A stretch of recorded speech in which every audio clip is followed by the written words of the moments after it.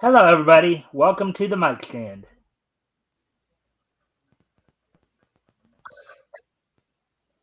Hello. Oh, we're live. Hey. Yeah, we're live now, Tim. And if you can, of course, if you can like and share this thing, see if we can get some more friendly people here, so that we can basically you know get the show going. That'd be great. Get more people watching the show. Also, well, Tim, you know this because you're my co-host here. Right. Also extends to the chat, even though we don't have anybody in the chat as of yet. If anything we talk about grabs your attention, feel free to comment and or ask questions. We'll try to answer the questions to the best of our ability. Well, So, you know what really grabs my attention? Tomorrow around, I believe it might be 2:30 something Pacific daytime, will be a great opportunity for people to back Melvin number 3 on Fund My Comic. yeah, why don't you go ahead and share the links to that in the chat, Tim, so that people know where to find it. Oh, I would be delighted. Hold on, let me do my Uh, thing where I get the link. You talk amongst yourself. A comic is neither comic nor a book. Discuss. yeah. Yeah. So, anyways, as he's pulling up the link there, just to let everybody know, and we're still waiting for more people to show up, of course. Um, Tonight, of course, we're going to be going over. We're still in November of 1939. Be looking at books that went on sale from Fiction House um, Comics. Tonight, we'll be looking specifically at Fight Comic Volume One, Number One, and Planet Comic Volume One, Number One. We're only going to now, due to the fact that there's quite a bit of material, and before I continue here is of course the link to Tim's campaign.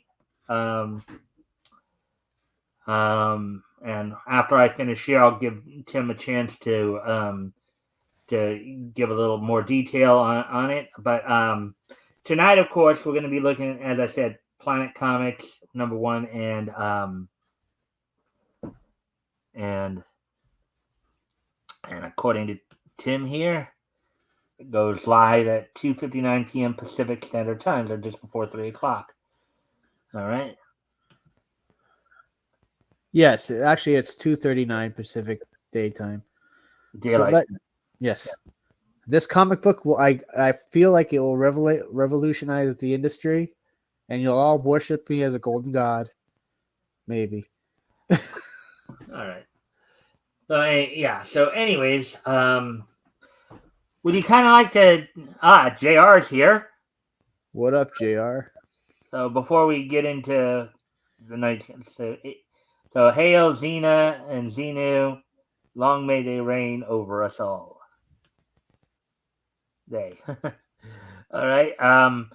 So before we get into her regular material for tonight, Tim, you want to go ahead and at least give a little snippet of what you're releasing? Tell us, give us Oh just. well, it's of course the third issue, hence the #3.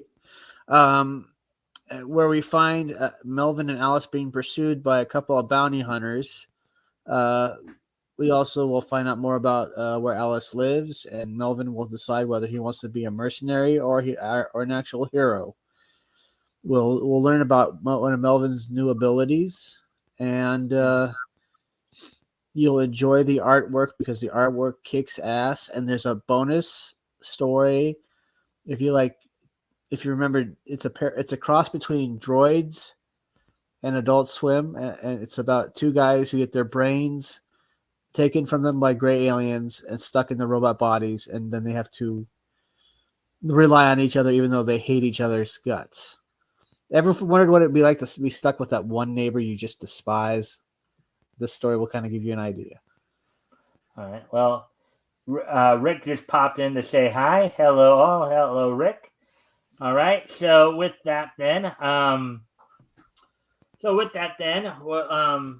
so if you guys tomorrow at 2:39 Pacific, 5:39 Eastern, 4:39 Central, and 339 Mountain.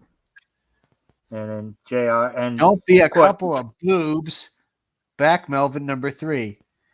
Mike, Tim, and Rick. What? And some of you may know what's going on there. We're not going to get into it here. No, definitely not. But we are gonna read some interesting, really old comic books and discuss them. All right. So now tonight we're going to first off. I'm going to go over the summaries of the summaries of the stories of the two books. Just going to go through them real quickly because basically there's like 10 features in total. Not that we're ever going to try to do 10 features in the time I usually slot for this show. But That would be insane. but out of those 10, 4 of them had double-digit page count. So we will read 2 of them. We will fully read 2 of the features tonight, but I wanted to at least introduce, since these are both first issues, Planet Comics Volume 1, Number 1, and Fight Comics Volume 1, Number 1. I wanted to at least introduce the characters for you guys for later reference when we do read the other stories later on. So with that, then we go ahead and let me share the material, and then we'll get started here. Let me go quickly grab some coffee. All right. Because I feel like I'll need it. Yeah. And I'll wait for him to get back before we start. So, I think I'll do the Planet Comics summaries first. Then I'll do the Fight Comics.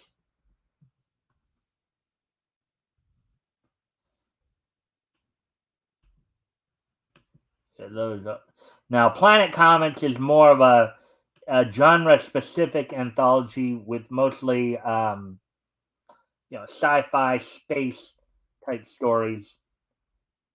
So, of course, from according to this, ran for 73 issues there. As soon as Tim gets back here, we will go ahead and. So, guys, as always, if you haven't already, if you guys can like and share the stream, see if we can get some more friendly people in here, that would be appreciated. Also, as I said before, if anything we talk about tonight grabs your attention, feel free to comment and or ask questions, and we will try to answer the questions to the best of our ability. And doodly. Yeah. Doing your Ned Flanders impression there, Tim?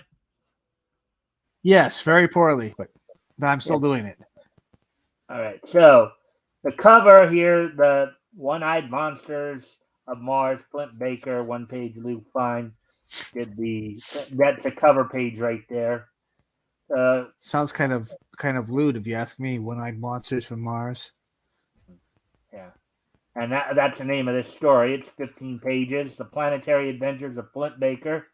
Written and drawn by Dick Briefer. So first, let's see. Well, we'll see. That can't be his real name. It's gonna be the one we read. So I won't read the first line of dialogue there. Genre: science fiction. Characters include Fletcher Flint Baker, introduction, origin. Harry Parks, a freed convict introduction. Phil Godwin, another freed convict. Cliff Grant, another freed convict. He dies in the story. Mimi Wilson, New York Globe reporter. King of Mars, aka ruler of Rue. Princess Viga, the king's daughter. Sarko, a villain. Sarko's monster horde. Villain. Oh, Mike. JR is wondering, do you know of any online archive of old Canadian comic books from this era? No, I don't. I'm sorry. I just found this one pretty much. Well, okay. GCD here, I think is a pretty good source. It might have if you know the specific title and stuff like that. I guess since this is an archive page, what I can do here. It'd be pretty interesting for you to do a Canadian special of the history of Canadian comic books.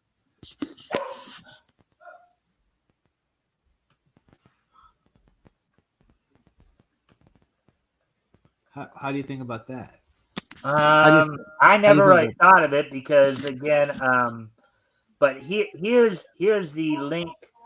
Here's the link to the specific page I'm on right now, and then you can use that to source.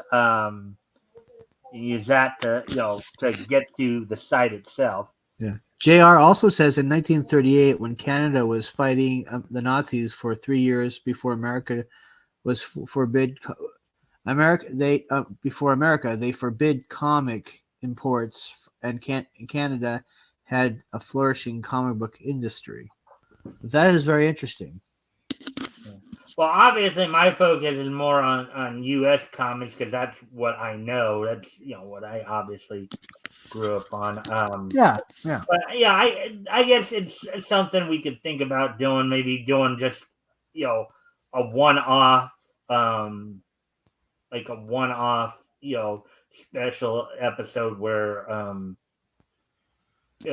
where we just look at the history of comics. I could probably devote one of the news days to it, where we just kind of go over, like, with in brief, the history of Canadian comics. If there's a source for me to use, if I can Yeah. find something to use. But I'll look I, into it. I'll look into it. to answer Rick's question, Jr. just said there are. So And it died again when imports were allowed. Would just go to show you that American comics were probably a lot more popular. Real question: is there snap! any from that era? I guess that question was answered by Jr. So you know, uh, you know, but I can probably look into it at least. Anyways, with that, why don't we get back to what we're going through here? Um, Again, if you guys want that the site I put it, that's to the specific page I'm on right now, but you can go to that site and you can navigate it to a more general thing. So yes, the industry grew quickly in months. Yeah, it grew a little slower here in the States, obviously. The But, question is, when they were allowing imports, how quickly did that industry die? all right. So, anyways, the synopsis for Flint Baker here. Flint has completed the rocket ship begun by his father and is ready to take off for Mars. But first, has 3 prison convicts freed to serve as his crew. They land on Mars and find the corpse of a former explorer who left a letter warning anyone finding his note to stay away from the dark side of Mars. So, then we have another feature of 6 pages. Oro, Lord of Jupiter.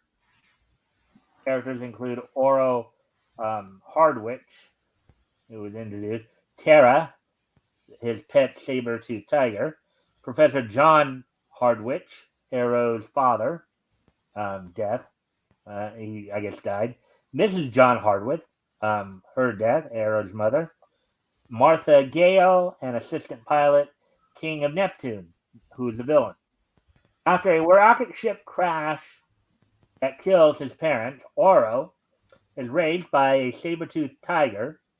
He is approached by a young woman named Martha to help save her friends who have been taken as slaves by the fiendish ruler of Neptune. The Red Comet, 5 pages. Fantasy, supernatural, science fiction. Characters include the Red Comet, unnamed police captain, the Munitions King, JG, villain, who dies in this, Munition King's war profiteers, villains all who die. While the public is amazed and elated that no crimes have been committed for 2 weeks, the police feel that their jobs are less secure because the crime-busting activities of the Red Comet. His magical powers seem to draw him like a magnet to the criminal element, and he has rounded them up with amazing speed, taking each to a different uninhabited but inhabitable planet and dropping them off to fend for themselves. Captain Nelson Cole and the Solar Force, 15 pages. Characters include Captain Nelson Cole, Bud, Cole's sidekick, an unnamed president of the Solar Congress, Zan, one of the villains here, dictator Volcus, Zan's woman, another villain, Zan's army of robots.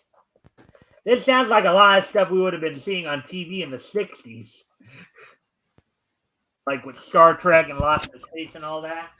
Well, I mean, one generation influences the other. So whatever the 50s were into, like the people in the 60s coming of age in the 60s would probably have taken that into a different direction. Yeah. Well, we're not even in the 50s. We're not even out of the 30s yet here, but yet this is still Yeah. 30. So they were ahead of their time in a sense. Yeah. The loss of several solar ships forces the president of the Solar Congress to appoint Captain Cole to lead a force against the enemies from outer space. They are captured, and the dictator Zan intends to turn them into dehumanized robots. The Warlords of the Moon. Spurt Hammond, Planet Flyer, 7 pages. Science fiction. Let's see. Spurt Hammond, the Lunar Zons, villains, women warriors, lunar. So I guess that's supposed to be a portmanteau of lunar Amazons, I guess. Most likely, probably. Yeah. Women warriors of the moon. The Mooniacs, another set of villains. Spurt and his companions must fend off attacks of the Luzerons. Lunarzons,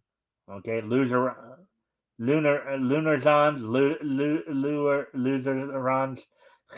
Somebody couldn't figure out what they were doing.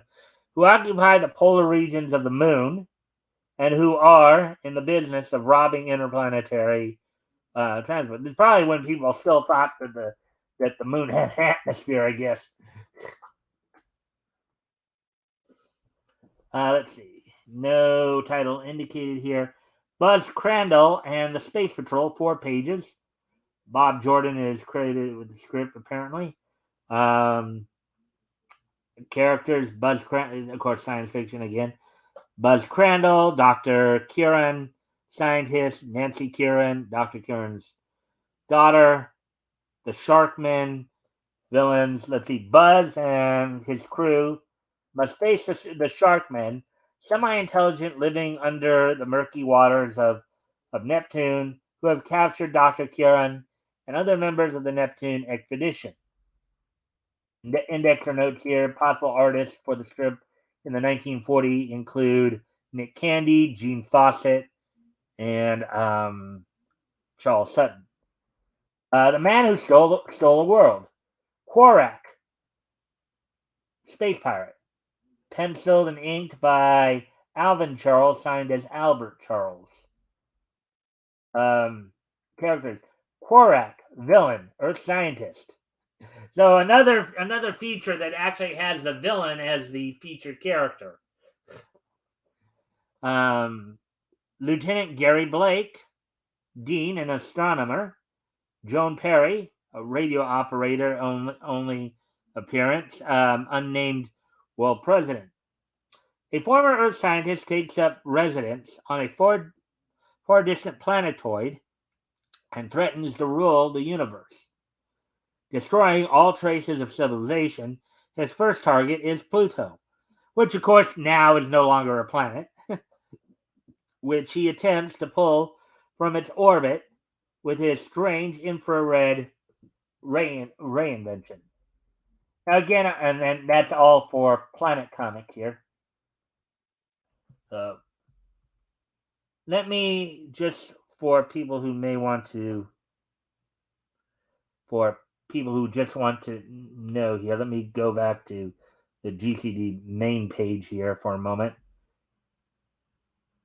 Just in case you guys want to just go straight from here to access the site rather than just going through that side door.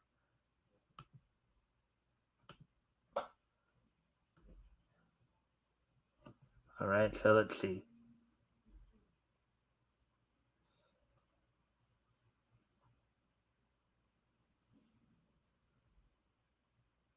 All right, so let's see. Apparently, there's been a few things being said since. All right, so I guess Jr. was talking about some of the characters and comments from the Canadian stuff there. Um, all right, so anyways, um, so now so I just put the link to the main GCD. Um, if you guys want to have access to it to see, check out other stuff. Now, before we get into the reading, as I said, we're going to just go through real quick one more set of from Fight Comics, and then after that, we'll get into the actual readings. So I hope you guys will be patient with me. I just want to get some of this stuff out of the way, so then that way, when we in the future come back to these stories, we'll actually have. What exactly? What features stories are we actually reading from that though? We're gonna read Flint Baker. We're gonna read the lead feature from each book. Oh, Flint okay. Baker from Planet Comics, and then Shark Brody from Fight Comics. Now later on, of course, down the road we might read different features from each book. We're not going to read the same features each and every time. We'll read other features as well. But basically, since we have quite a few that have like double-digit page counts, I wanted to. So the Island of Stolen Pearls, Shark Brody, penciled by Will Eisner and Lou Fine, with Lou Fine doing the inks. The Island of Stolen Pearls, 10 pages, Shark Brody, script by Will Eisner, penciled and inked art by George Tuska, who signed it as George Axut. And the indexer notes here, it said Axut is Tuska backwards. The story title is taken from a cover blurb. Let's see. Adventure. The characters include Shark Brody, Banu, Manali, Chief Koa, and the villain is Nemo, who dies. The true life story of Jack Dempsey, a little featurette. Sometimes comics at this time would put little featurettes in. Alex Blum did the artwork on there. Slap Happy Sam, 2 pages by Fred Schwab as Fred Ricks. Humor, Slap Happy Sam, a boxer intro, his manager, and Butch the Butcher. Wow, Butch the Butcher. Spy Hunter, 6 pages. Script was believed to be done by Will Eisner, and some guy named Lee did the artwork. Let's see. And this is one that was set in the future in 1997 from this point. Let's see. Characters include Saber, the spy hunter, President Delano. That was because Franklin Delano Roosevelt. So President Delano. Secretary of State Cornell. Villains included Major Duncan and the Russmanians. Hey, Tim, what do you think would be going on with that story? What was the story called again? The Spy Hunter, with the characters including Saber, President Delano, Secretary Steve Cornell, and then the villains being Major Duncan and Russmanians. I have no idea. I would think maybe it has some, even though America wasn't at odds with Russia yet, I think it would they just changed up the words a bit. It's maybe another veiled attempt to get Americans into World War II. as I recall. Probably. I would have thought But maybe just from the they would description. be they would be signaling the Russians. That'd be right after World War II. Yeah. Yeah. So K.O. Kirby here, 9 pages, written by Will Eisner, penciled supposedly by Will Eisner, Chuck Winter, and George Saska, with inks by Dan Zola. Of course, these are all they believe. That's what they believe. They don't know certain. This is a sports type one. Characters include K.O. Kirby, Red Kirby, intro, Chris Harden, Mary Harden, Patsy Fink, Martin, Joe Harkey, and then the villains are Carver and other gangsters. And then you have Kings Mason, 8 pages, 1,000 Fathoms Under the Sea. Steve Broder doing the artwork, and they think he might have also did the script there. Kings Mason intro, Proconians, and the villain are the Gores. Big Red McLean, 5 pages by Fletcher Hanks, who signed it as Chris Fletcher.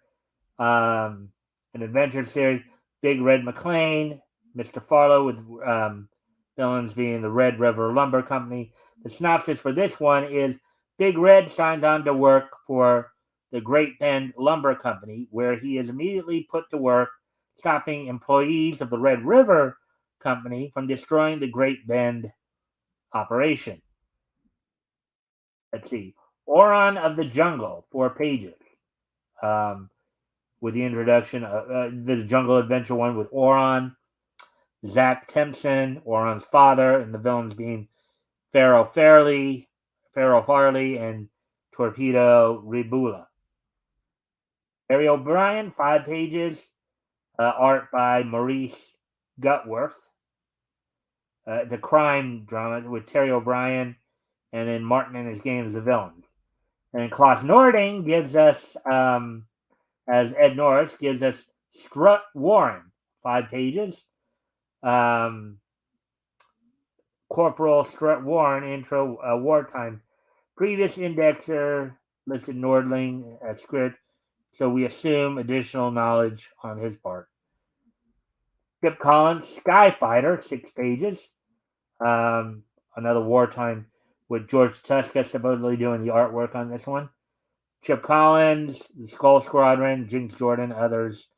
Rodney Dawes, Wendy Dawes. All right. So that's all for the intros there. Now let's get into the actual reading, as soon, of course, as I can get to the books.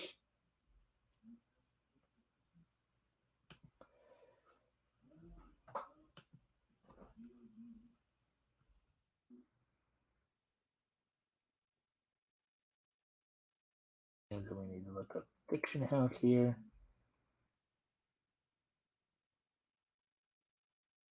All right, so we're gonna since it's the longer story, we're gonna do the lead piece from Planet Comics first. Planet Comics number 1. And actually, before we do, I do need to step away from the computer for a moment. So, Tim, if you want to talk a little bit about your project and share any links or anything like that, why step away for a moment? When I come back, we'll get started on the reading. So I'll be right back.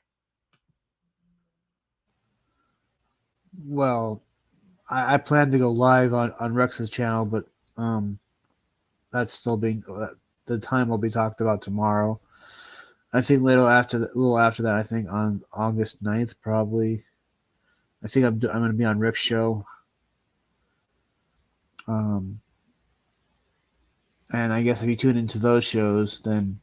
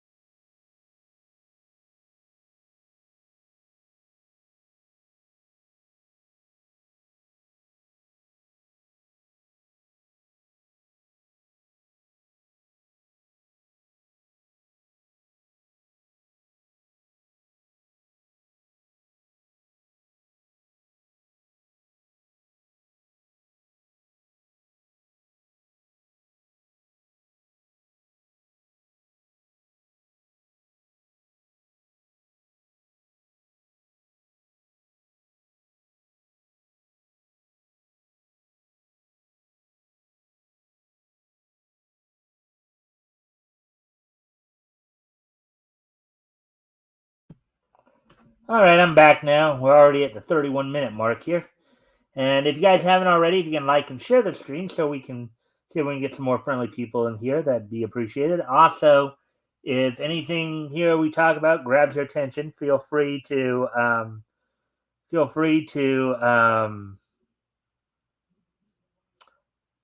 feel free to comment and or ask questions. We'll try to answer the questions to the best of our ability. So with that, let's get into our feature presentation, as it were, our feature presentations. So here's Planet Comics. Weird adventures on other worlds. The universe of the future. Cover date January 10 cents here. From, let's see, you got Flint Baker and the One-Eyed Monsters of Mars. Spurt Hammond, Planet Flyer, Women Warriors of the Moon. So, as I said, we're just going to read the Flint Baker feature from this one this time around. So, anyways, see Jumbo Comics, so little salesmanship there. Jumbo Jungle Fight Planet. So, having some kind of thing there.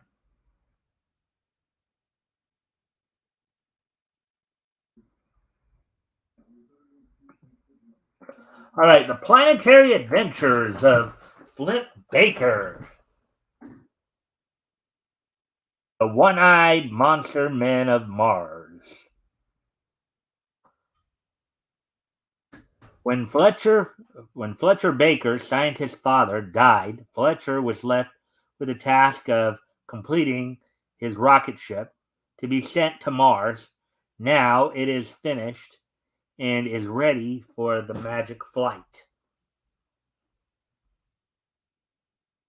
Of course, this was still 30 years before man landed on the moon. Look at what they thought of sci-fi back then.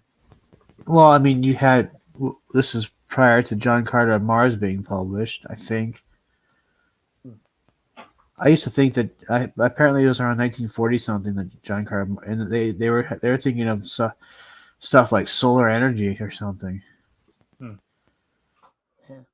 And Woody's here. Hey, Woody. Let's see.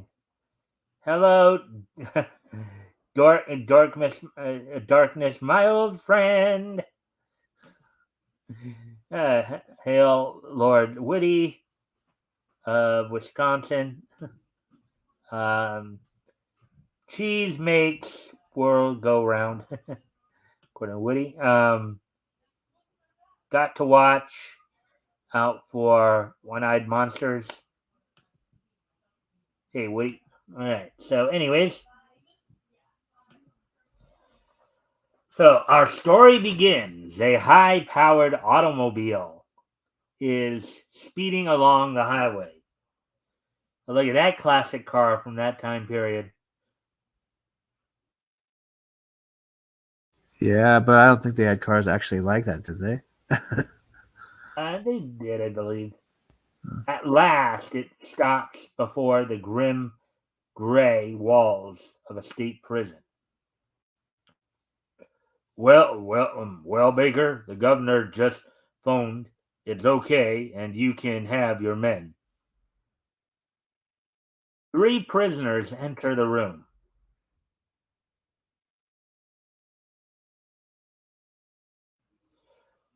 Grant, Goodwin, Parks, you are free, thanks to Mr. Baker here. Free. I'm Flint Baker. No, I'm not offering you too much freedom. Perhaps you will soon long for a comfortable prison. Oh boy. Isn't that it? Really bright colors. Yeah, well, it does seem like they really did a lot with the colors back then. It wasn't right, Tim. We've seen a lot of this in a lot of these older comics. Back at Flint's home, in prison, gentlemen, you were condemned to die. Your lives aren't worth much more now, for I don't believe you'll ever see this Earth again. Nobody will sign up as my crew on a trip to Mars. So I chose you three ex mechanics for my crew. Hmm. We're with you, Mr. Baker. From now on, our hearts belong to you. Ha ha. Now, can you imagine how that would be taken today? I mean, I think as intelligent individuals, we know what they meant back then, but you know how Right. that would be taken today. Well, they take everything wrong today. That's the problem. Yeah, so at first the men were skeptical. Then, after 2 weeks of Flint's instruction, the convicts are raring to go. The dangers of this strange trip, no worry to them. Then, one evening, that rocket ship looked a little bit like that car we saw. Actually, yes, it does.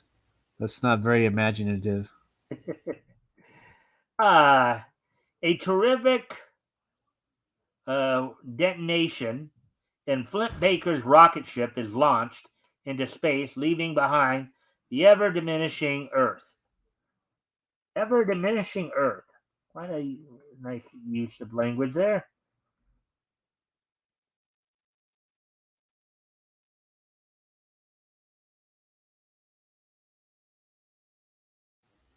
More of the same color scheme from that car that somehow looks like a rocket ship. Yeah, I'm just trying to figure out the. That's why I keep going back and forth. I'm just trying to figure out the route here. So,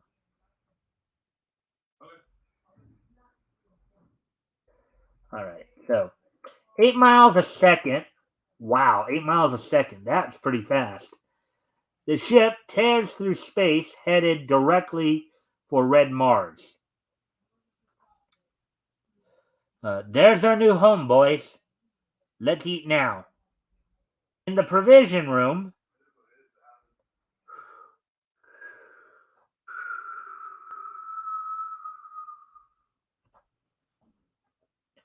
hello, boys.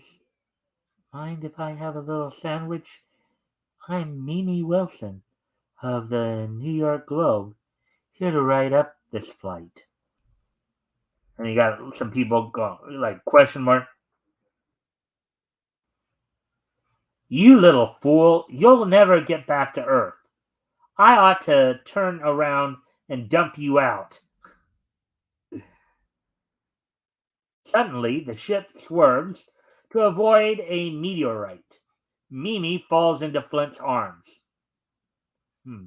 Well, I guess you can stay. Oh boy, can you imagine the mess that's gonna be? One woman, four guys. That's oh boy. That's trouble coming, isn't it? Yep, sure is.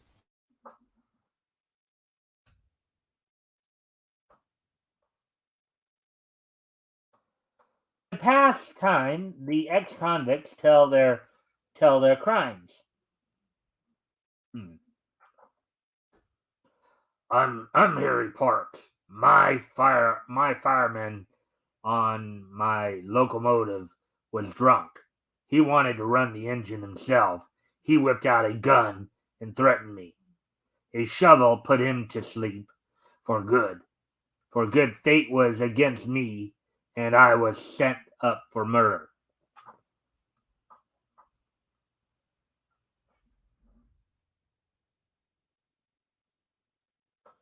Yeah, and then there's what you see there.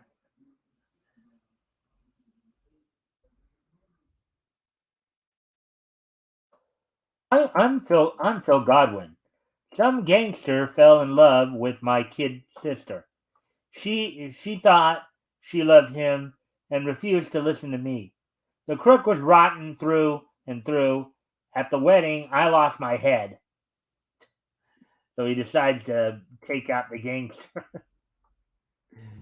uh, Talk about street justice there, huh? Tim. So let me get this straight. He was shot by somebody, and they thought he was dead. Well, apparently he shot this gangster who was trying to marry his sister. Oh, okay, yeah, yeah, kind of Punisher ish. Yeah, and then the last one here. I'm Cliff Grant. Years ago, I worked for a man who was crazy, but he had hypnotic powers and used me to carry out his plots. I was picked up for murder later. He was discovered and put in jail, but he escaped. Hmm. So a lot of these people seem to have excuses for the fact they committed crimes. Yeah, yeah. As his sister was about to marry a mobster. Mhm. The one guy basically had an issue with oh boy, I forgot again. I'm gonna go off camera here for a moment. Tim, I gotta like turn the do not disturb sign on my phone, but I'll be right back if you want to talk to the chat for a moment while I'm gone.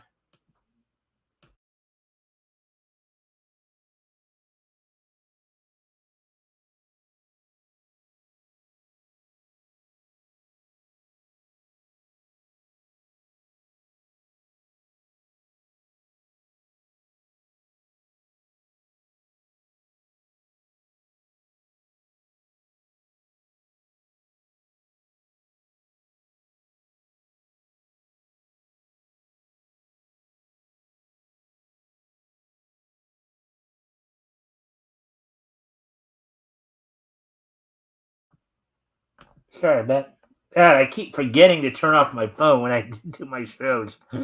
Ah, let's see. The men were in jail until the dude got them out. Just saying. Uh, uh, Apparently, there's a little bit more. Let's see. Uh,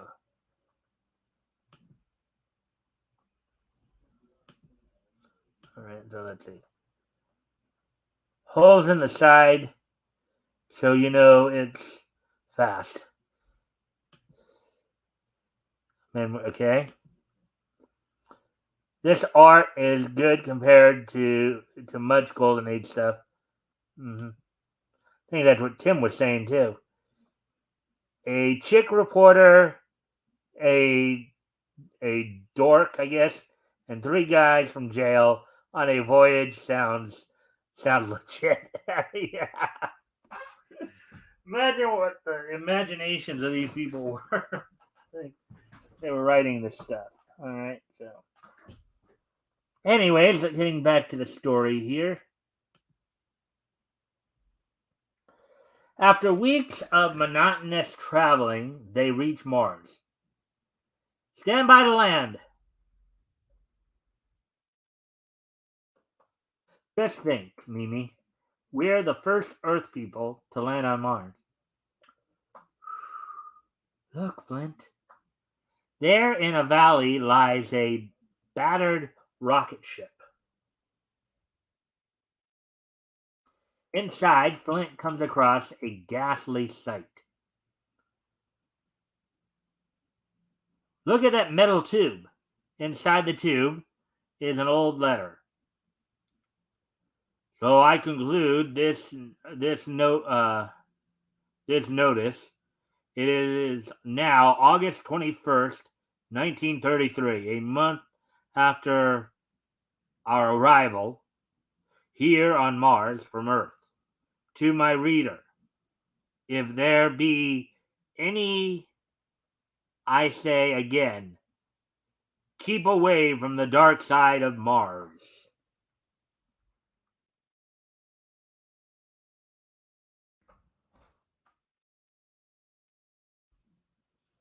Let me see. It's Tim.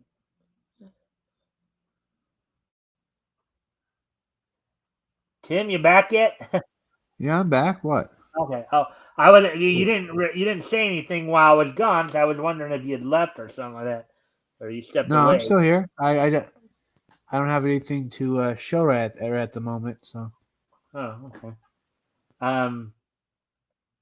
Let's see. Looks like we'd have some fun on the dark side. Returning to their ship, Flint and the crew wheel out a motor car. It's that same car we saw earlier. Looks like. You see that, Tim? yeah, Now to so explore. all the vehicles look the same. I get it. Now to explore the surrounding neighborhood. Look at this highway. There's nothing like it on our Earth. No kidding. Yeah, that wide. Uh, It's not really much of a highway. It looks like a desert. does it occur to you that these highways are the canals visible to our astronomers? Look at those vehicles streak past us. Kind of hard to tell who's actually talking to the car because they're not so focused in on it. At last, a wondrous city looms up before them. Wow, look at that!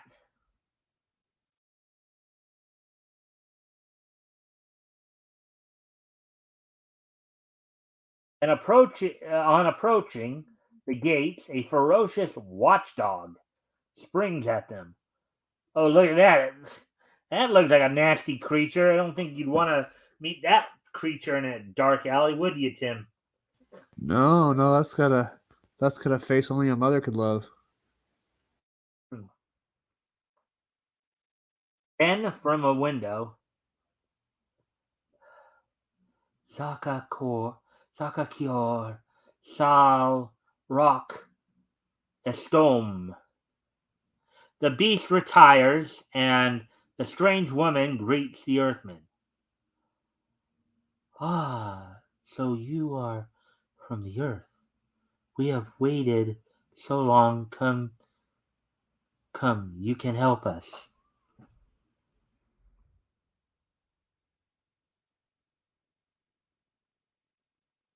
Noble father, ruler of Ru, I bring you brave Earthmen. I, in my job from Princess Liga, are your host here on Mars. You are timely guest.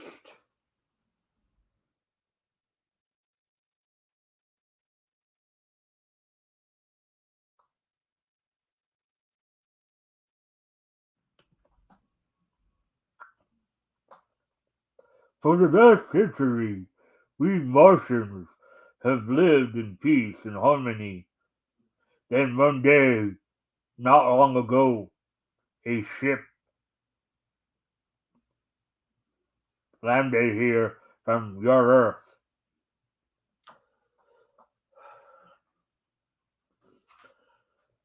Cruel, cruel and scheming they were, banished by us from the light side. They set up a dictatorship on the dark side of the moon of Mars, using monsters there to war upon us.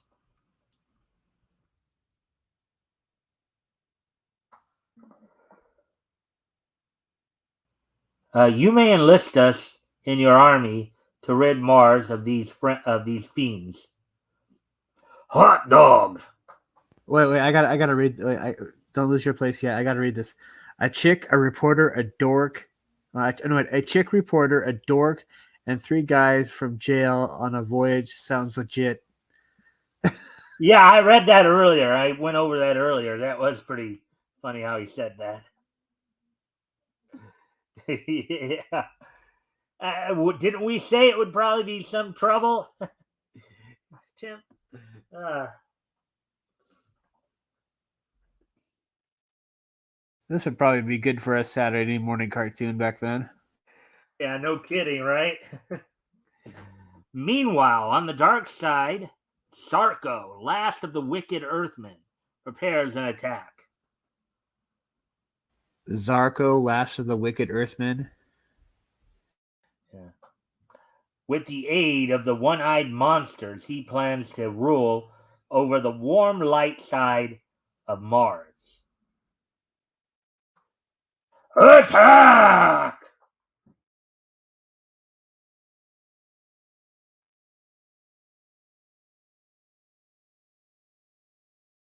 Look at all those. So then, from the dark side come hundreds of huge flying ships. They got some interesting design for flying ships for the future, don't they, there, Tim? I can see why Mars Attacks was probably a bigger hit than this.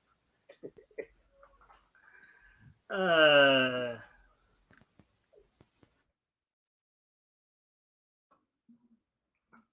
the Earthmen find it possible to discard their spacesuits. Judas, here they come. In an inner room, Vega presses a button and a glass-like dome covers the city. Look at that. So that they must have had Jetson style technology. Just press a button and it magically does whatever that thing you need done to do. Mm-hmm. You know what I mean? Don't you remember some of the cartoons in the 40s and from the 40s and 50s where they would talk about what houses would be like in the future, where you just had to press, Yes, and how wrong they were because none or of us even have. the Jetsons, right? Yep. I'm sure you've seen that Harvey Birdman Attorney at Law episode. Actually, I haven't. I've never really watched Harvey Birdman. Oh my god, you need to watch that. Where they're suing the past for ruining the future. Yeah. And he goes, Actually, yes. I did kind of see at least some parts of one particular episode. Like it was an episode where they had Apache Chief guest star, and Oh, that was like the first or second episode. I could no longer enlarge, especially in the mornings. Yeah. And then I think that was also the episode where Avenger basically ended up, I think, killing Scrappy. Yeah, that was a joke that kind of went on for a while. But this one was like the Jetsons were like, "Yes, talking ape man, we are from the far off year of 2002." And then Harvey looks over his calendar; it's 2004. Yeah. The dome is impervious to the enemy's attack. The ships head back to the dark side. Sarko is enraged. So you failed! There is only one other method of attack. Hand to hand. Struggle and bring back Princess Vega to me. Sarko's monsters, practically all legs, leap and bound over to Rue and invade the city after the dome is lowered. Now that's got to be something horrific. And before Flint's eyes, the monsters leap away with Mimi and Vega as prisoners. Wait, so all they had to do was just wait for the dome to be lowered, and they could easily just run in and steal them? Well, if that's all you're doing, yeah, I mean, granted, I think I get where you're going. I mean, why wouldn't there be guards on them? I mean, like they launched this big attack of all these ships, and then they raise a dome. Oh, we can't penetrate that dome. Quick, we'll run there on foot and steal them, kidnap them. I mean, how retarded are the villains? I mean, are the good guys? How dumb are the villains, you mean? Yes. You know what I'm saying. Yeah. I know what you're saying. I just don't like that word. Oh, my apologies. Yeah. That word to me is in the same vein as like the N word would be for a black person. Or a K word for a Jewish person. All right. Sorry. Just so you know. Vega and Mimi, they're gone. We're lost. We're lost. There's nothing to do. Well, oh wait, yeah, okay. No, oh wait. Well, at least give us some guns. We're not licked. With death-dealing ray guns, Flint and his friends roar down the highway to their spaceship. Careful, this is the last gun. And zoom off into the darkness of the other side of Mars. That must be the main building. Let's strike for it. Sarko's Fort.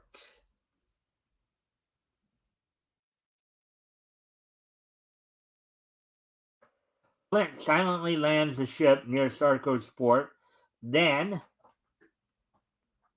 put on these black robes. Will be invisible here on the dark side of the moon. Yeah, black robes in a on a dark side of on Mars, or dark side of Mars rather, on the dark side. How original, huh? Huh, Tim? Yeah, well, I mean, you are talking about villains who can't steal somebody from, kidnap somebody from the air, so they just run in and grab them. Yeah. The four Earthmen scale a wall. Okay. Lock! Suddenly, Grant sees Sarko. A grim look comes over his face. Hmm. So now to Vega, Princess of Rue, I give death. To Mimi, Earth Girl, I give immortality to be with me forever. I wonder why that is. You think maybe Well, he's got the hots for Mimi, maybe? all's fair and bouncy bouncy. Well, war and bouncy bouncy. Uh,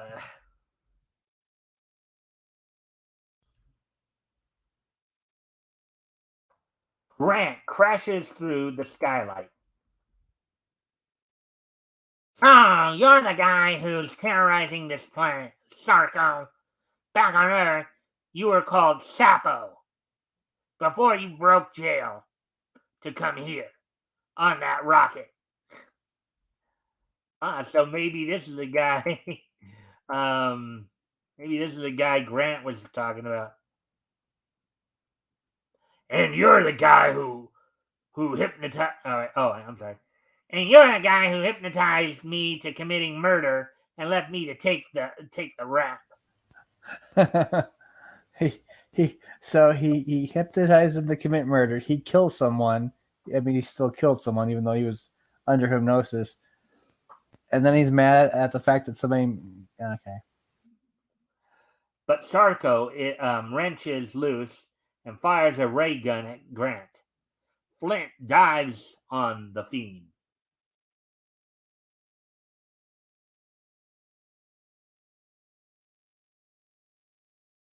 For a second, Sarko gets the upper hand. It looks black for Flint. Suddenly, there is a loud report, and Sarko gasps.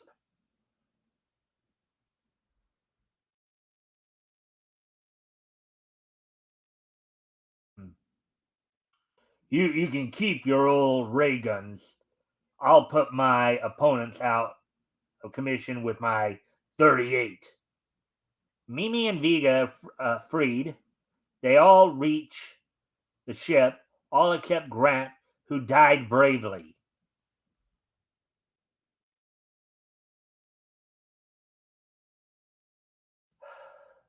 Flint, that ship is sending us a message. Our people have our people have conquered the one-eyed monsters. What a story! That would make in our newspapers.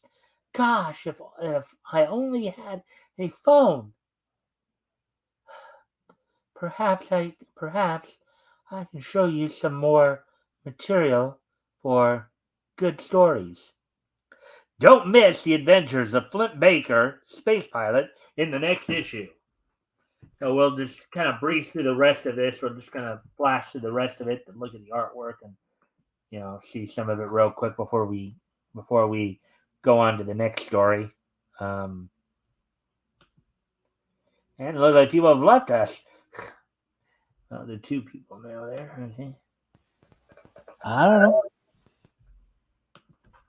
So here's Oro, Lord of Jupiter. So they're depicting Jupiter here. Looks like as more of a jungle planet, I guess, something like Hercules or something, I guess. We're just gonna kind of here's a red comment right here. I said we're just gonna flash through these because obviously wouldn't be a whole lot of time to read everything or even read more than just a couple of stories here. Yes, see. Captain Nelson Cole. Look at that outfit of the Solar Force. Solar Force, huh? Alec. Mm-hmm.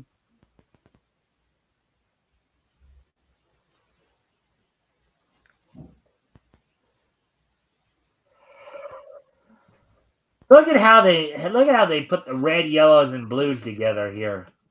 That does look kind of very bright, doesn't it? It really does.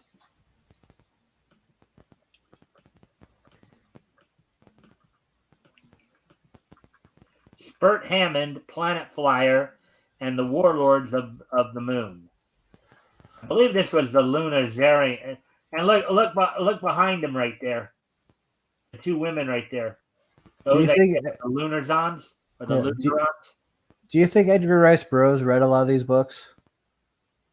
Kind of seems like some of it may have inspired him. Well, I don't think so because I think Tarzan came out before these. I'm gonna have to look that up because I continue talking while I type. All right. Well, we're just looking through the stories here. I think Tarzan came out before because Tarzan, when they were doing them in the comic book here, they were doing them reprints from the early 30s. Here's Buzz Crandall and the Space Patrol by Bob Jordan.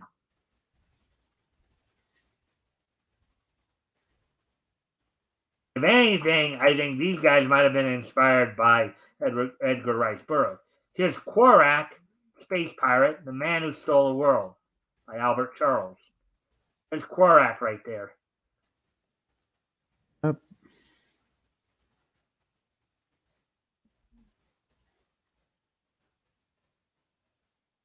Well, it might be possible.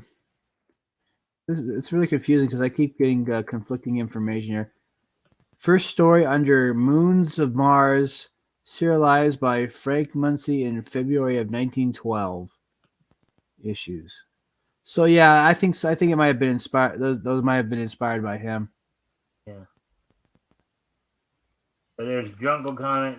So we're at the back issue here now. So.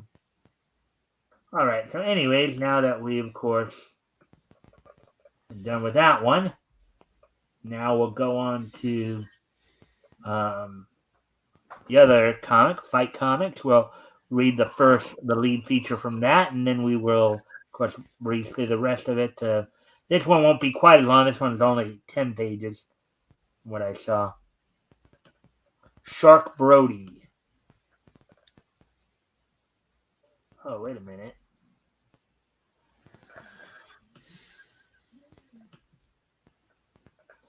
All right, yeah, tricky little thing here. Sometimes this will do that. All right, so Shark Brody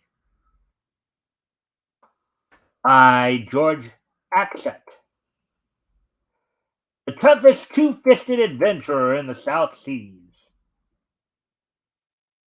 Across the blue water of the South Pacific skimmed Shark Brody in his swift sloop.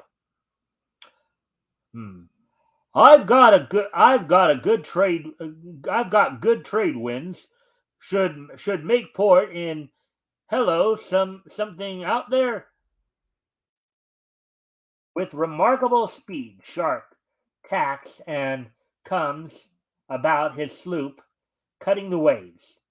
Well, I'll be a girl in an outrigger. What she doing way out here? Deftly, Shark lassos the bouncing dugout and hauls it alongside. It's a native girl, and she's unconscious. Unconscious native girl. That's got to be exciting, huh? Huh, Tim? I don't know for who. Hmm. I don't think she'd be excited. Who knows what's going to happen to her when she's unconscious? Yeah. Hey, wake up. Gosh, she sure is pretty. Oh, who are you? Shark Brody's my handle. Say, you're wounded. You'd better tell me your story while I patch you up. I have heard of you. Perhaps you can help evil white men come to my island.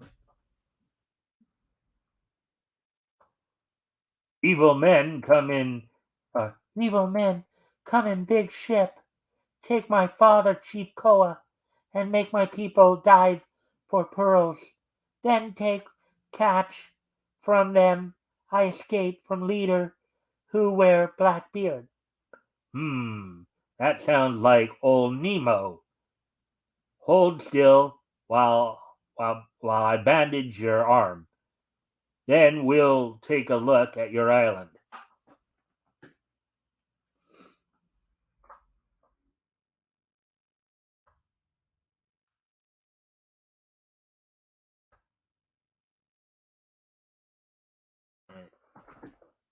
Off the island of Yanni, the schooner Falcon cruisers cruises through the treacherous pearl abounding shoals. In the cabin, three men plot. Those natives are getting unruly again, Cass. Only one way to treat 'em, Nemo. Yep, keep 'em down with guns. Nemo weighs anchor. A boat of native divers is lowered.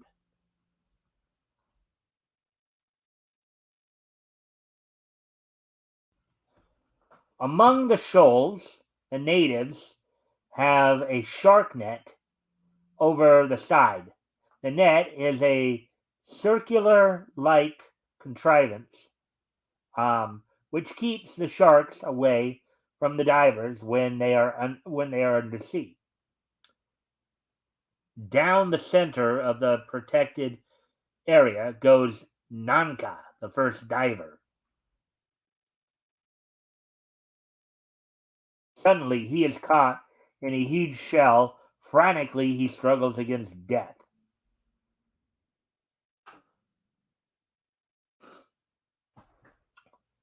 On the surface, 20 minutes pass like so many hours.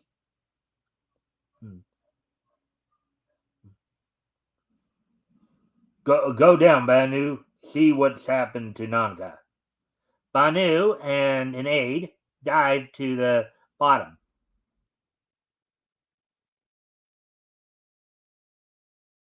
Dead, huh? Too bad. Feed him to the sharks.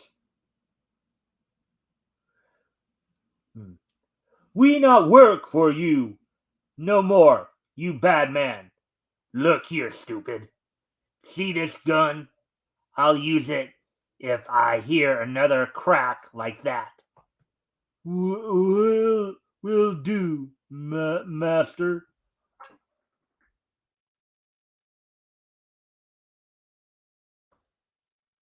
Got anything to say thus far, Tim, on this story? Not really. It seems like a run of the mill guy finds girl. You got the hero, you got the chick, and you got the villain, and it's What are they fighting over? I mean, he's stolen some pearls or something. I think that's what they're indicating. Yeah, Yeah. So I they're mean, having the natives dive down for pearls. right. It's kind of a basic story, I think. Yeah. Meanwhile, approaching the other side of the island of Lalani, um, hmm, as let's see, hmm, as soon as we're ashore, Manai will will get right to work. That is uh, that is my hut. It is well hidden by trees. Swiftly, Shark fills hollowed out um, coconut shells with gunpowder. Hmm. Go tell your people. Go tell your people of my plans. Hurry now! Hurry now! Yes, Mr. Brody. In the brief tropical dusk, just as the moon rises above the Black Hills, Brody slips alongside Nemo's vessel and quietly climbs aboard. Hmm. A motorboat. Clever Nemo. Clever Nemo has a launch guarding his ship from outsiders. Ahoy! We've a gun. We've a gun on ya. Get off our oar. Have a coconut on me. I'm in a generous mood. What do you think he made those coconuts into, Tim? Either one, a actually something for the people to drink out of. No, remember they said he put gunpowder in these coconuts. Oh, he made them into cannonballs. Okay. Yeah, that's what I would think. The bomb goes off. Hmm. Strike one. Hmm. An explosion. An explosion. Something's wrong. All hands on deck. Instantly, all is confusion aboard the ship. Shark awaits Nemo. Hmm. Hmm. Evening, Nemo. I thought you'd be behind this when did you get out of jail? Quick now, drop that gun. Brody, you! Open the door and release Chief Koa.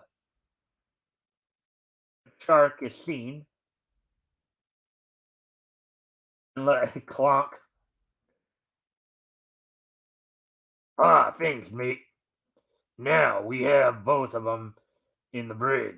We can now run the island with ease. Or can he? Da da da da.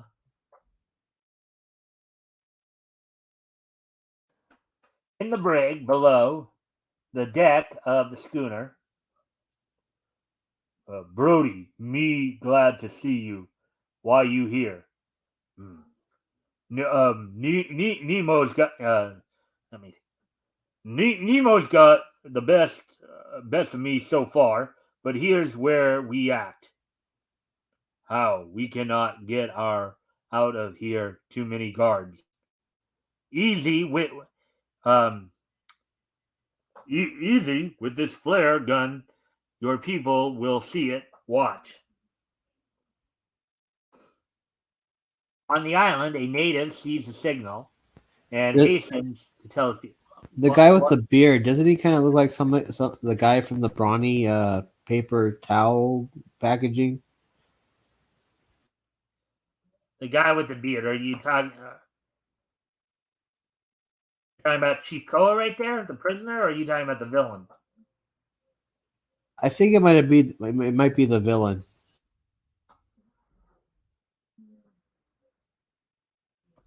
Okay, the main villain right there is the guy in the kind of red, orange, yellow plaid shirt right there. Yeah, yeah. He looks like the guy from the brawny packaging. Oh, with him looking like a giant almost, you mean? Well, Or just no, the the overall fact that look? the overall look. Anyways, on the island, a native sees the signal and hastens to tell his people. Okay, I know we already read. Instantly, the natives jump the guards at the guardhouse, winning the battle. Were you about to say something, Tim? Tim, were you about to say something? No, Okay. I was You listening. were. Okay. I was listening to you read. Uh, Winning the battle, the natives paddle silently towards Nemo's schooner. From all sides, the natives climb around on deck. A guard warns the crew.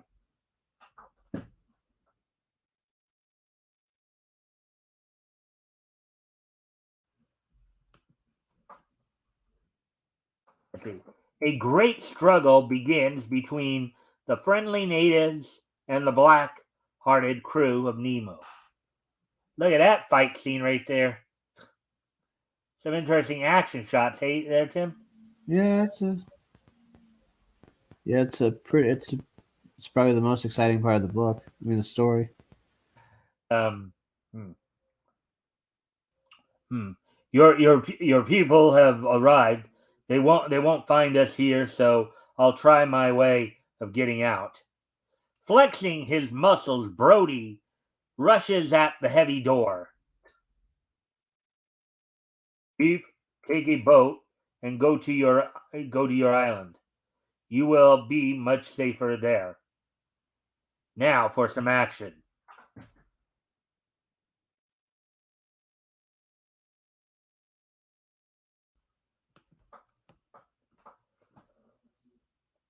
Well. I guess I dropped in just in time to keep you boys company. You shouldn't play with knives. Here's a lesson for you. From the cabin, Nemo and his two mates jump into a waiting dugout. Hurry, you fools! If Brody sees us, it's curtains. Shark Brody fights on with his limitless strength. But the dude's a pretty strong guy apparently. Hmm. You mean the fact that he busted right through a heavy door? No problem. Hmm. I wonder where Nemo went to.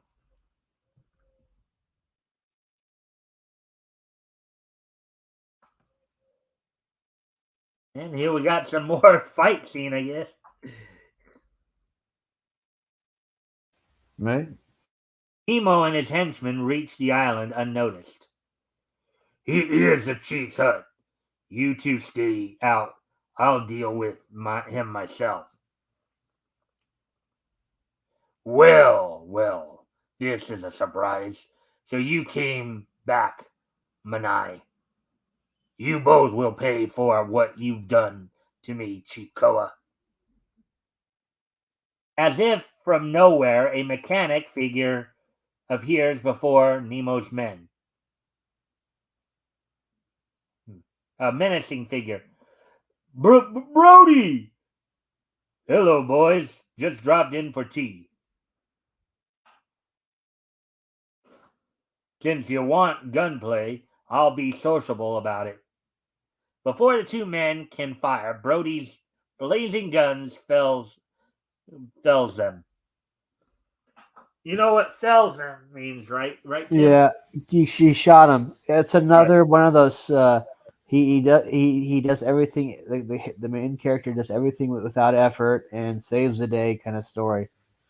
Yeah. Well, fells them. That's how. That's another way of saying causing them to fall or go down. He Obviously. shot them. Yeah. Yeah. It's not a particular phrasing we use as much anymore. That's why I was highlighting it. Yeah.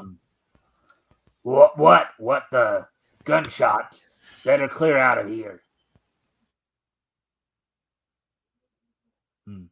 He went that way. He took Manai with him.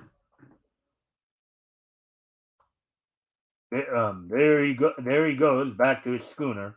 Must stop him.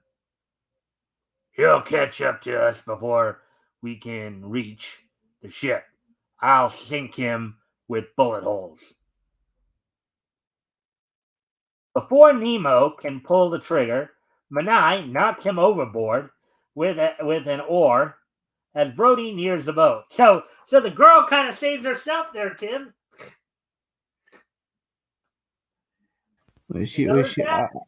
Yeah. She just like, She you know what? whacked him over the head with the oar. Well, that's an interesting kind of turn for this kind of story. Yeah.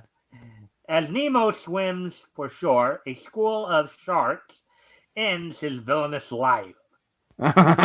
So, okay, so not only does the chick actually knock out the bad guy, sharks eat the bad guy. Okay. Yeah, you have to wonder though if the sharks will maybe get some indigestion or something from that. Sharkaria. What was that? Sharkaria. Oh boy. Hours later on the island. Stay for a few weeks, yes. Thanks, Chief, but I must keep roving along. And classic. Hero gets the girl, gets the kiss. Woohoo! Yeah, I have to say, for the most part, except for maybe a few minor parts, it was pretty much your. It was the villain was basic, the hero was basic. He did everything without effort. But hey, her knocking the bad guy out and the sharks eating the bad guy is pretty interesting. Basically, what you would say is that it was a pretty basic story overall. Yeah, it's a basic story. A true life story of Jack Dempsey. Let's see where we're at right now. Hour 22. So, yeah, not that I'm going to read any more features, but we can at least kind of breeze through a little bit here. There's a featurette. Jack Dempsey, a very famous boxer, of course. Slap Happy Sam. Oh wow! You know who Slap Happy Sam right there kind of reminds me of? An even more cartoonish version of Joe Palooka. Never thought of it. You know who Joe Palooka? Oh, they even say Palooka here. Oh. Well, under the Palooka. Waiter the Palooka. You know what you remember what a Palooka was, don't you, Tim? No, I don't. A Palooka is an older term they use for like a thug or one of the guys kind of thing. It's a term they used a lot more back in this time period. No. Didn't they also refer to a square as a stuffed shirt? Yeah, I think that's another one. Yeah. The guy's even got his name on it, tattooed on his chest, apparently, there. Slap Happy Sam. We'll kind of look through. Yeah.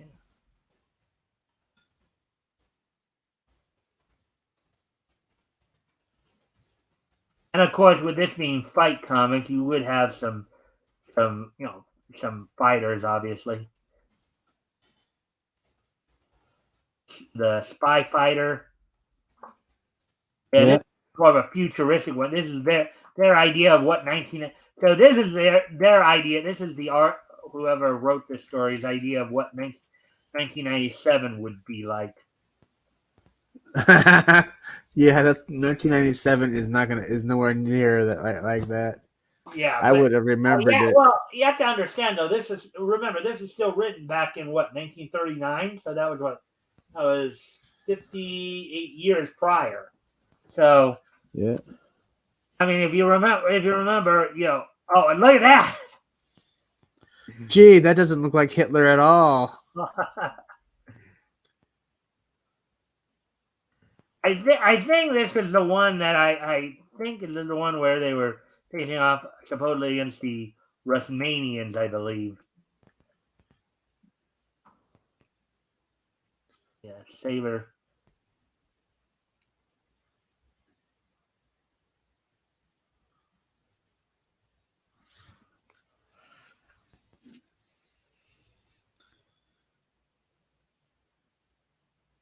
Bam! Look at all that.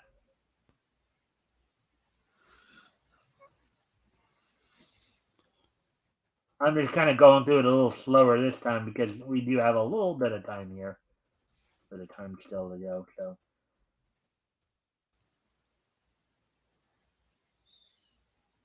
Hello, Comet. I mean, hey, it's Namor before Namor existed.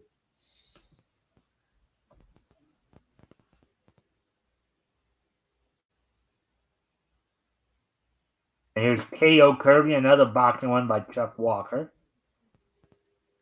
Now boxing was even big back in these days, of course. You know where boxing is big now? The Philippines. They love boxing. Well, yeah. Well, I think the Philippines is one of the places. Well, probably more Thailand than the Philippines, but I think Thailand is where they came up with kickboxing.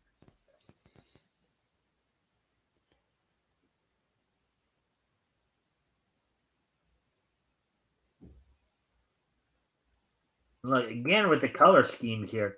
King's Mason, 1,000 Fathoms Under the Sea. Another like seafaring type adventure here. This book seems to be pretty. You got a couple of seafaring stories. We've seen a couple of boxing stories. Does seem to be a bit kind of balanced. Oh, look at that girl trying to stab that guy right there. An unequal.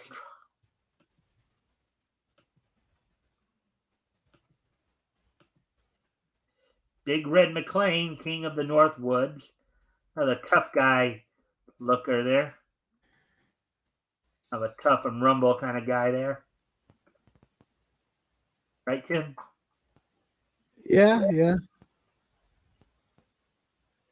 Orin of the Jungle. Or into the jungle. Huh. Another jungle type. Yeah, this book seems pretty balanced in terms of its content. Harry O'Brien, Gang Smasher.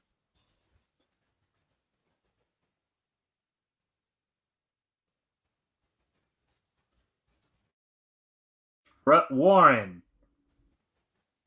Look at that guy. Yeah, this is supposed to be a wartime one as well. Corporal Strut Warren. Here.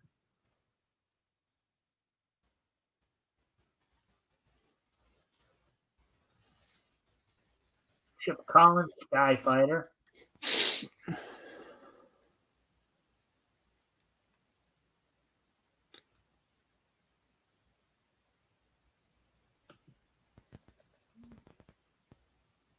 All right, so I know we didn't read as many of the story. We only read 2 of the stories tonight, Tim. But what did you think of these books overall?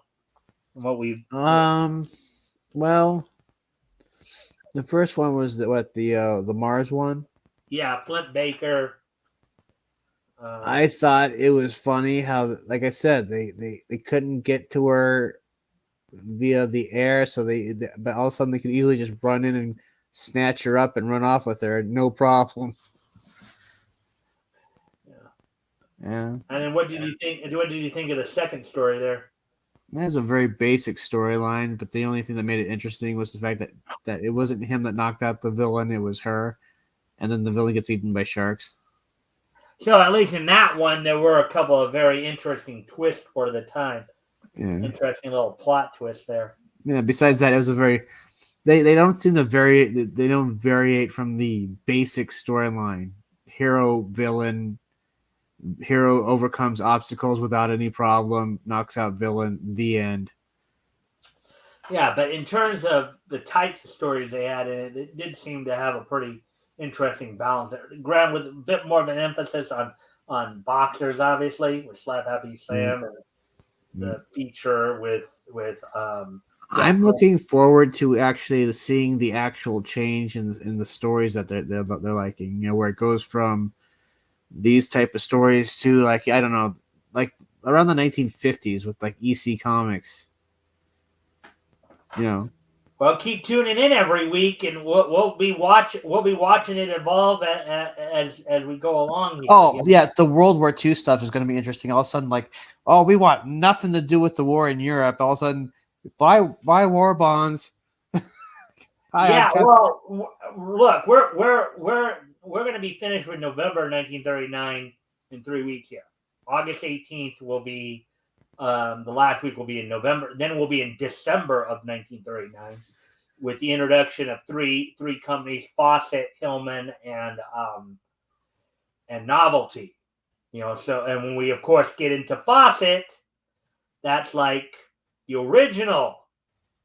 For us, for most traditional comic book fans, the real Captain Marvel, Billy Batson, along with characters like, well, of course, the Marvel family. We got the Bullet Man and Bullet Girl, Ibis the Invincible, Spy Smasher, Minuteman, Yeah. How many of those characters actually survived the modern day, though? This is what I want to know. Well, I mean, Blue Beetle.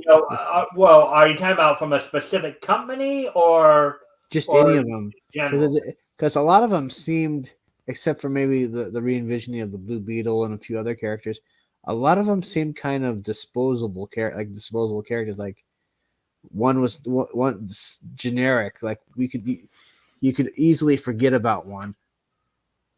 Yeah. Well, I know that some of the stuff that came, some of the stuff, particularly some of the heroes that came out from Centaur Comics, were brought back by Malibu Comics. Like the Clock, even though the Clock eventually went to Quality Comics. Quality Comics, of course, had the characters that would eventually form the Freedom Fighters in DC. Uncle Sam, Black Hunt, Old Man, Phantom Lady, those characters. But they started out as characters for Quality Comics before they went bankrupt in the 50s. Right. So, I'd have to say Malibu probably gave them a more compelling story. But then again, all Malibu stuff was bought up by DC and shelved. So, well, actually, speaking though of course, public domain characters and all that, I know we were talking a lot about stuff you're doing. Did you hear that RJ's got a story in a book called Out of Obscurity where he? Yeah, I heard about that, and I was like, that. Now, I'd like to be able to see that stuff. I wonder what they did with these old characters. Yeah. Well, it's kind of funny because I was actually the one who gave RJ the idea for doing the Clock. Really? Yeah. Well, because of my coverage, RJ even said that what we nickname that my fans, okay, like Woody, Batgoat, and them gave to the Clock when we were first reading him. They started calling him Captain Napkin Face because the mask he would wear would resemble, like, you just simply put a napkin over his face, And RJ even said that he actually put that into his story. So, yeah. So I was the one who kind of, at least alerted him to that character. So I'm happy for that. Yeah. I got at least share one thing. What? I know we're nowhere near the 50s, but I got to share this one. Hold on. Oh, you're going to share a link? Yeah, I'm going to share a screen. Okay.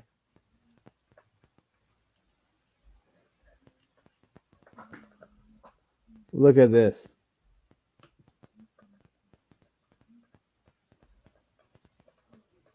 All right, I'm gonna enlarge it here just to. Now, where is this from? Because this looks like it's from a Facebook feed or something like that. Where did you get this? It's actually Twitter. It's from Topps Mars Attacks Archive card set 1994. But I just the whole drawing is just, my God, that's awesome. I mean, that chick plugged him like 3 times. 1, 2, and 2 in the dome right there. 1 in the stomach. That's just such a cool drawing. Yeah, that did look kind of cool. Yeah, but so how have you liked the show thus far tonight, Tim? It was interesting. I mean, yeah, sometimes there's too many stories, and it gets good to kind of highlight just two, two stories from each book. You know what I'm saying? Well, I highlighted just one story from each book, and um, Well, I mean that's like two only stories. well let me explain my reasoning here. So I try for the historical comic retrospects, right? These shows. I try to slate like 2 hours for it. In other words, I plan for these shows to be 2 hours. I plan the panel shows to be about 2 hours. And one of the things I figured out when I was doing my historical comic retrospect is that in that time period, I can usually get around 30 pages read, right? So sometimes I, depending upon, like in this case, we had like four stories over the two books that were double digits. So, that's why it wasn't I knew I wasn't gonna be able to do like 4 or 5 like I normally do. Right.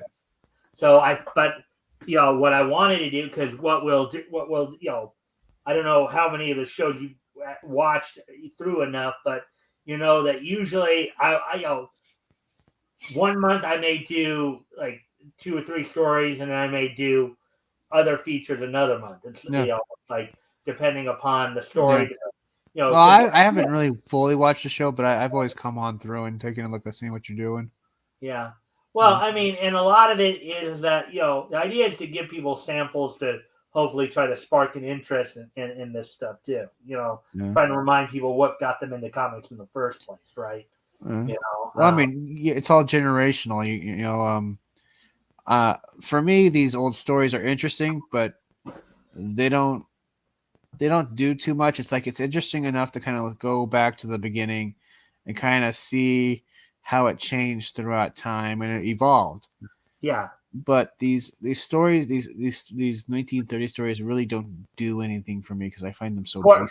For a lot of people in our time now, they probably seem fairly simplistic.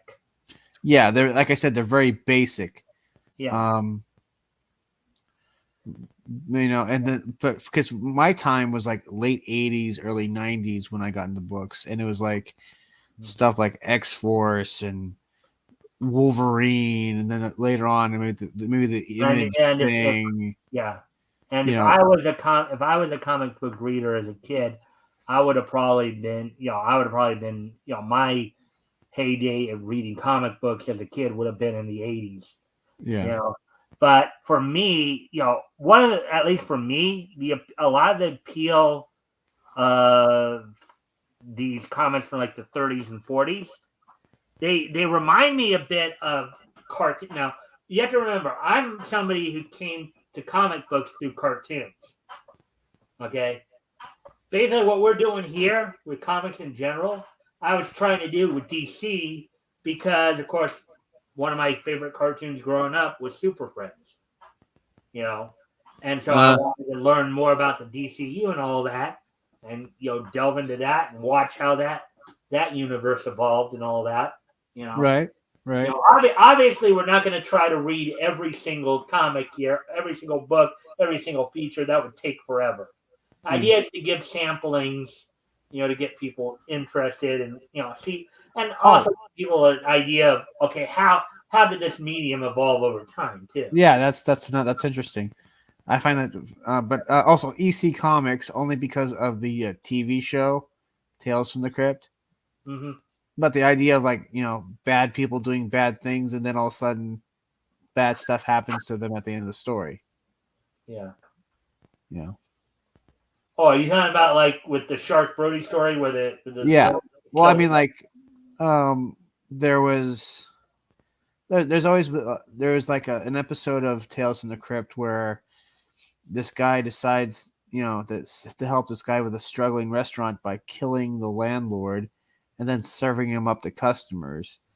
And since the owner knows about it, he's like, well, if you tell anybody, if you try to do anything to screw me over, I'm going to tell him what you have in this freezer here, right? Mm-hmm. By the end of the story, the wife and the husband gang up on this dude, and they serve him the customers. See how or the one with Lou Diamond Phillips, and they're all fighting over this money buried in. I think it has something to do with like this oil and this that was built in the that was gushing out of the cemetery, Mm-hmm. and they're standing there and they're in this grave, and all of a sudden there's like oil everywhere, right? And she has a match. Now, let me ask you this: what do you think of some of these titles from back in these days, like Fight Comic, Planet Comics? Yeah, Uh, action interesting titles. words. Action words generated this story's about action. There, stuff's Yeah, happening.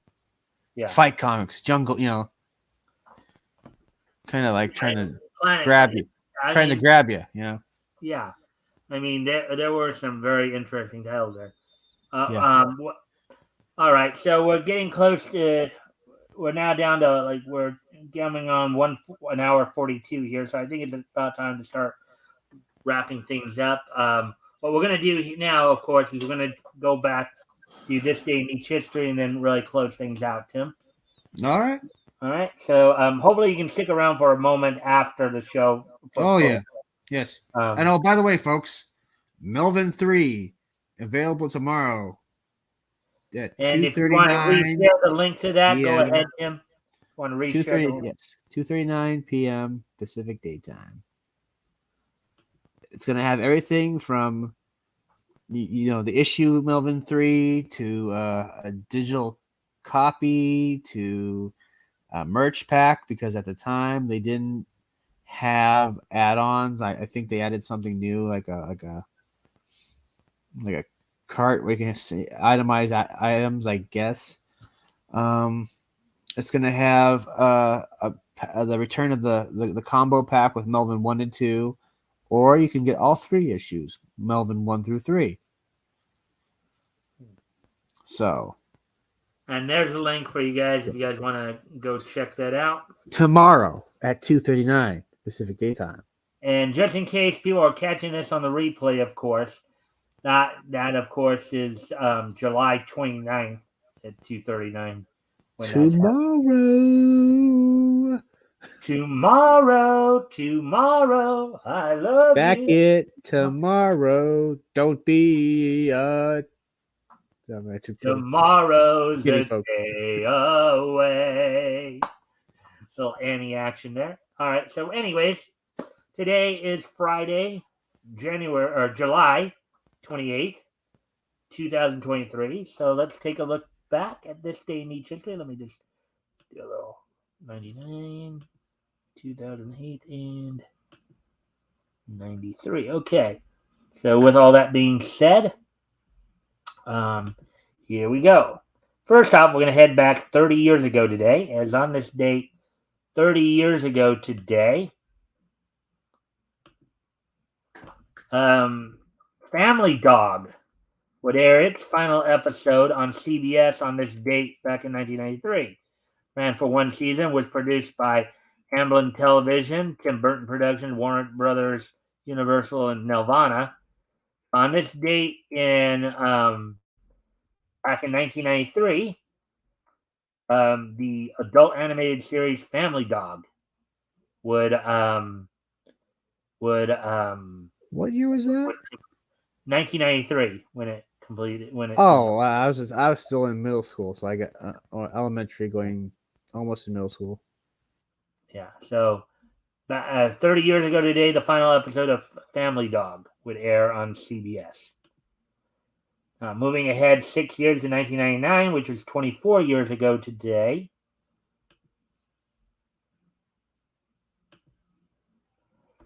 On this day, 24 years ago today, the 35th issue of Blade of the Immortal from Dark Horse, the Dark Horse Comics imprint, Dark Horse Manga, went on sale on this date back in 1999. So for $2.95, 32 pages right here. Of course, Dark Horse is known for doing manga adaptations.